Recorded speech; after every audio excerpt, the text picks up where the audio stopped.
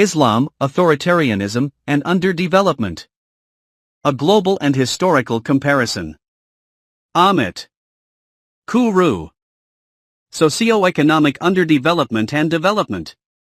Chapter 3. For multiple measures of socioeconomic development, 49 Muslim countries' average scores are lower than those of Western countries. They are even lower than the world averages. These criteria evaluate economic, GNI per capita, educational, literacy and years of schooling, and health-related, life expectancy and minimized infant mortality, levels of development. Comparative analyses also show that Muslim countries have not done well in scientific research. What explains socioeconomic underdevelopment in Muslim countries? This chapter critically evaluates explanations that identify Western colonization/exploitation or Islam as the key factor for underdevelopment. It then explores the roles of the ulama's anti-progressive ideas in political authoritarianism in contributing to socioeconomic underdevelopment in Muslim countries. The chapter uses the term vicious circle to highlight the interactivity of these problems. Next, the chapter examines the impact of history and institutions. It stresses that exclusionary institutions in the Muslim world have been produced by authoritarian rulers, who hold political power, and the ulama, who provide the ideological legitimation. The chapter concludes with an explanation of why it is necessary to analyze the history of Muslim societies and polities in order to assess their contemporary problems, linking Part 1 of the book to Part 2. Western colonization and exploitation. Almost all Muslim countries experienced colonial subordination and exploitation between the mid-19th and mid-20th centuries, if not longer. Western interventions in and exploitation of certain Muslim countries have largely continued even after the decolonization process. Charles Issaoui provides a balanced perspective on this subject. He explains that British colonial rule in Egypt did not invest sufficiently in education because it aimed to minimize expenses and because it feared that education could produce a class of nationalists who would seek independence, as had already happened in India. Nonetheless, Issaoui also criticizes Egypt's own educational system before and after British colonization. He sees pre-colonial schools, particularly madrasas, as ineffective and obsolete. He also notes that after decolonization Egypt did not take necessary steps to reform its education system.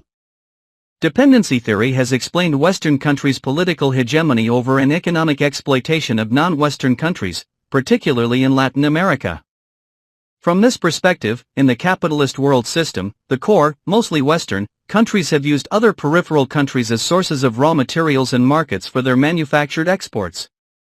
Many socio-political movements in Muslim countries, from Islamists to secular leftists, have shared dependency theory's perspective in their anti-Western stance and blamed the West for the socio-economic problems of the Muslim world.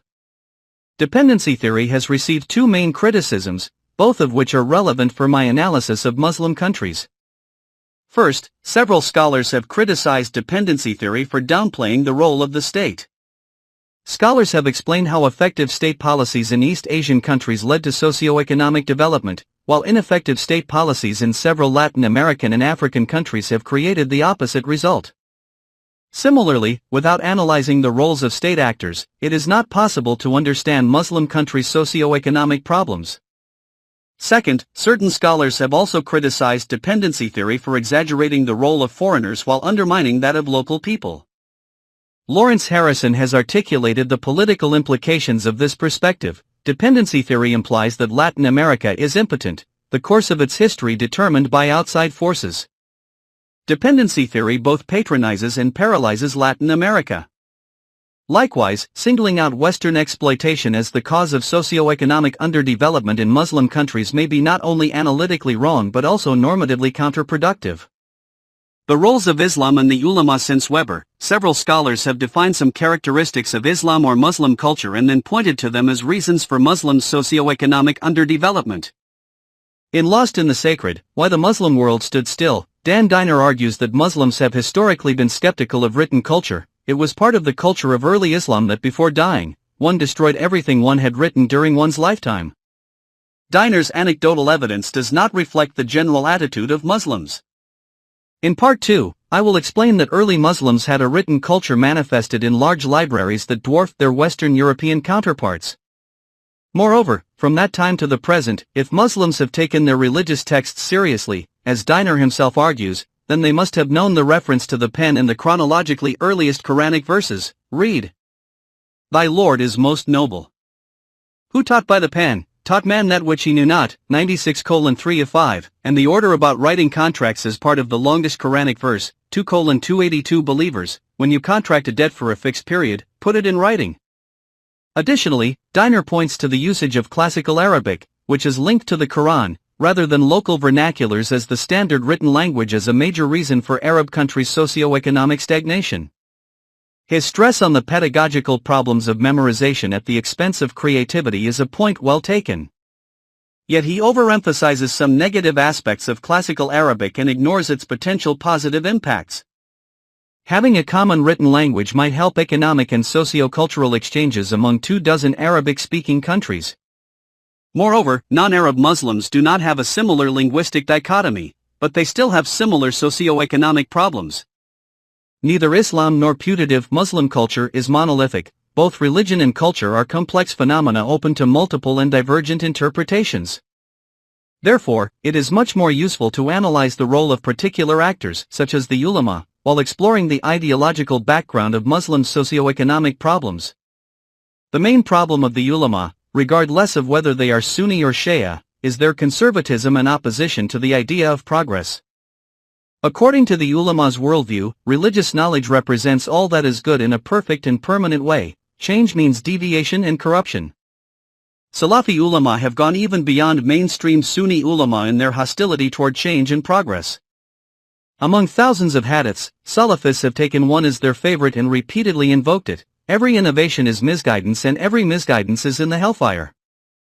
Ibrahim Musa stresses this problem. Due to conservative religious teachings, Muslims always feel the need to justify their views on any subject with reference to the Quran, hadiths, or some of the learned savants, imams, of the past. This suggests that Muslims can act confidently in the present only if the matter in question was already prefigured in the past. In other words, Muslims discredit the legitimacy of their experience in the present and refuse to allow this experience to be the grounds of innovation, change, and adaptation. Similarly, according to Fazlur Rahman, Muslim skepticism toward the idea of progress has to do with the literalist and formalist religious interpretations.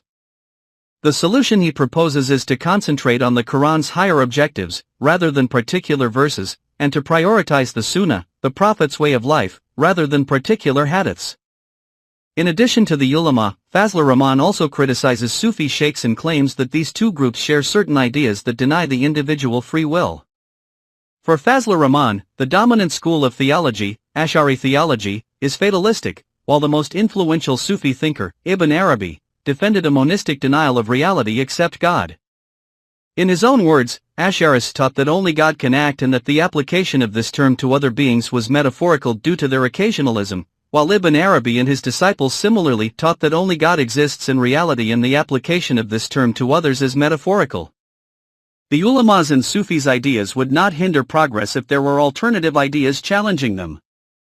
But there have been very few Muslim intellectuals who could pose such a challenge. In a broader sense, to solve their socio-economic problems, Muslim countries need influential intellectuals and an independent bourgeoisie. Presently in most Muslim countries, there are few influential intellectuals, and business people rely too much on political patronage to constitute an independent bourgeoisie. The ulama have contributed to the weakening of these two classes by imposing certain religious restrictions that discourage conservative Muslim youth from pursuing careers in intellectual and financial sectors. For the ulama, there are hardly any issues that do not eventually become jurisprudential questions. Hence, the ulama categorize issues related to professional careers as permissible or impermissible.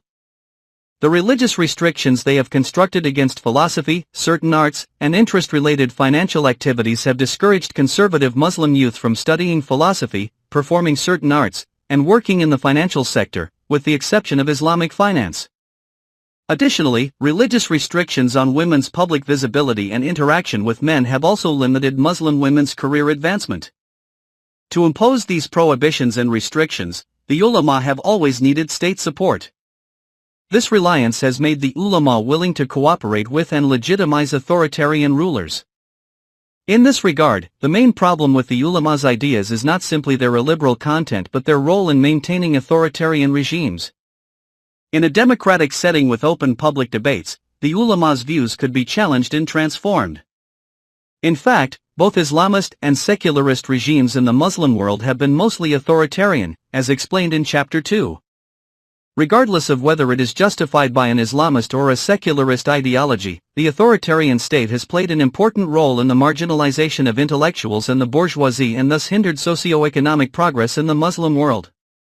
Authoritarianism and the Vicious Circle Chapter 2 explain how economic underdevelopment has been a cause of authoritarianism in many Muslim countries. Socioeconomic underdevelopment is a more complex phenomenon. It is measured by not only economic but also social criteria, including education and health. In some cases, socioeconomic underdevelopment is associated with authoritarianism, and these two phenomena constitute a vicious circle. Corruption and mistrust are two important elements of the vicious circle as conceptualized by Robert Putnam in analyzing southern Italy's interconnected socioeconomic and governmental problems. Most Muslim countries exhibit a high level of corruption and a low level of trust. Transparency International measures the perceived levels of public sector corruption worldwide using a scale of 0-100, where 0 is highly corrupt and 100 is very clean.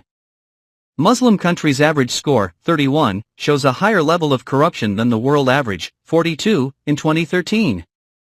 Similarly, the World Values Survey evaluated interpersonal trust in 45 non-Muslim societies and 10 Muslim societies between 2004 and 2008. To the question of whether most people can be trusted, the average rate of positive responses is 27% in all cases and only 20% in Muslim cases. In general, a corrupt government and its authoritarian interferences in the economy corrode a country's economic productivity. Amartya Sen is a leading defender of the idea that freedom and development are mutually constitutive. For him, the expansion of freedom is both the primary end and the principal means of development. He explains this relationship with the example of democracy's contribution to the prevention of famines. No famine has ever taken place in the history of the world in a functioning democracy, be it economically rich, as in contemporary Europe or North America, or relatively poor, as in post-independence India, or Botswana, or Zimbabwe. Famines have tended to occur in colonial territories governed by rulers from elsewhere, as in British India or in an Ireland administered by alienated English rulers, or in one-party states, as in the Ukraine in the 1930s, or China during 1958 to 1961, or Cambodia in the 1970s, or in military dictatorships, as in Ethiopia, or Somalia, or some of the Sahel countries in the near past. There has been a debate over whether the developmental successes of East Asian authoritarian states, including China, have discredited the emphasis on democracy and development. 3 points in these debates are directly relevant to the analysis of Muslim countries. First, as chapters 1 and 2 explained, Muslim and East Asian countries currently have different types of authoritarianism. In the Muslim world, authoritarian states to various and changing degrees have been rentier, militaristic, and/or religious. In contrast, in East Asia, most authoritarian states have focused on export-oriented production, not rentierism, have concentrated on developmentalist policies and economically expansionist goals, rather than military policies and goals, and have embraced secular, not religious, ideologies and discourses. Thus, the developmental success of the East Asian type of authoritarianism does not necessarily bear on criticisms of other forms of authoritarianism dominant in Muslim countries. Second, authoritarian regimes in East Asia have had effective states based on relatively meritocratic bureaucracies while achieving development. In most authoritarian states in the Muslim world, however, there has been a problem of governance. The World Bank Institute annually ranks all countries in terms of 6 indicators of governance quality, with percentile scores ranging from 0, worst governance, to 100, best governance. In 2014, all average rankings of Muslim countries were lower than 50, the world average for each government effectiveness, 33, regulatory quality, 34, rule of law, 32, control of corruption, 31, political stability and absence of violence, 27, and voice and accountability, 23. The scores of South Korea and Taiwan, which have been democracies since the early 1990s, are much higher. Even authoritarian China has better scores of government effectiveness, 66, regulatory quality, 45, rule of law, 43, control of corruption, 47, and political stability and absence of violence, 30, except voice and accountability, 5. Muslim countries' low scores reflect negative conditions for socioeconomic development, because there is a strong causal relationship from good governance to better development outcomes such as higher per capita incomes, lower infant mortality, and higher literacy. Third and finally, authoritarian states in East Asia grew their human capital by effectively investing in mass education, which became a basis of their economic growth. Sun points to education to explain why China's economy grew faster than India's in the 1990s. When China turned to marketization in 1979, it already had a highly literate people. India, in contrast, had a half-literate adult population when it turned to marketization in 1991. India, according to Sen, has the problem of a social backwardness due to its elitist concentration on higher education and massive negligence of school education, and its substantial neglect of basic healthcare, which made it poorly prepared for a widely shared economic expansion. Analyses of other parts of the world also show that education and the cultivation of human capital lead to economic growth by improving labor productivity, expanding innovative capacity, and facilitating the diffusion of new technological knowledge. Muslim countries have performed worse than East Asian and Western countries in terms of improving their education systems and human capital. The Program for International Student Assessment, PISA, has assessed 15-year-old students' mathematics, reading, and science literacy in coordination with the Organization for Economic Cooperation and Development, OECD. In 2012, among 65 participant countries and economies, Shanghai, China, Singapore, Hong Kong, China, Taiwan, South Korea, Macau, China, and Japan were the top 7 in mean scores in mathematics. The rankings of 9 participating Muslim countries, however, were all toward the bottom of the list: Turkey, 44, the UAE, 48, Kazakhstan, 49, Malaysia, 52, Albania, 57, Tunisia, 60, Jordan, 61, Qatar, 63, and Indonesia, 64. In the other 2 categories, these 9 Muslim countries' rankings were similarly very low. In short, developmentally successful authoritarian states in East Asia have had different characteristics regarding rentierism, militarism, and religious ideology, better governing bureaucracies, and better educational policies than authoritarian states in the Muslim world. The vicious circle of underdevelopment and authoritarianism in Muslim countries is reflected in their low governance and educational scores. A vicious or virtuous circle does not develop overnight, it is a result of a complex, long-term process. Change is possible, but continuity is likely. Understanding and solving Muslim socio-economic problems thus requires a historical analysis. History and institutions. East Asian countries' rapid socio-economic development over the last 50 years is a global exception. For the last 2 centuries or so, North Atlantic and European countries have had higher levels of development than the rest of the world. East Asia has only recently appeared as the challenger. In fact, East Asian development also has historical roots. The historical background of this regional change can be extended back to the Japanese modernization project in the second half of the 19th century, or even to China's older history of commercial and technological progress. Several scholars have emphasized the importance of analyzing history to understand current levels of economic development. Joel Molker highlights this point while noting that the present-day level of national income is generally determined by its past. In his recent book, Thomas Piketty also states, once constituted, capital reproduces itself faster than output increases. The past devours the future. Scholars of the New Institutionalist School have employed a historical perspective in their analysis of economic success and failure. According to Douglas North, a leading scholar of this theoretical approach, the present and the future are connected to the past by the continuity of a society's institutions. Today's and tomorrow's choices are shaped by the past. Institutions, in the words of North, are a set of rules. They are the humanly devised constraints that structure political, economic, and social interaction. From the New Institutionalist perspective, the protection of property rights plays a key role in socio-economic progress, an argument that goes back at least as far as Adam Smith. A recent example of New Institutionalist analysis is Darren Acemoglu and James Robinson's Why Nations Fail. Acemoglu and Robinson argue that inclusive economic institutions, such as laws protecting property rights and patents, provide incentives to invest and innovate, which ultimately lead to economic development. Extractive economic and political institutions, however, serve only the interests of a small group of elites and thus cause economic failure. My approach diverges from new institutionalism by directly analyzing the actors who create institutions. In the Muslim world, the exclusionary and ineffective institutions have been created by state authorities and the ulama, who did not allow the bourgeois and intellectual classes to be influential in crafting institutions. My analysis emphasizes that this class domination is based on certain religious and political ideas. By contrast, new institutionalism, especially its rational choice version, underestimates the role of ideas. Institutions, however, do not inherently have legitimacy, they need to be legitimized by ideologies.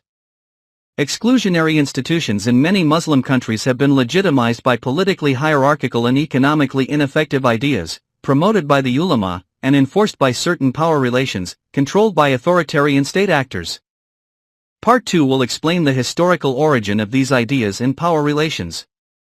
Conclusion: Muslim countries currently exhibit low levels of economic, educational, academic, and health-related development, particularly in comparison to Western and East Asian countries. Explanations that single out Western colonization/exploitation or Islam are insufficient to explain Muslims' complex socioeconomic problems.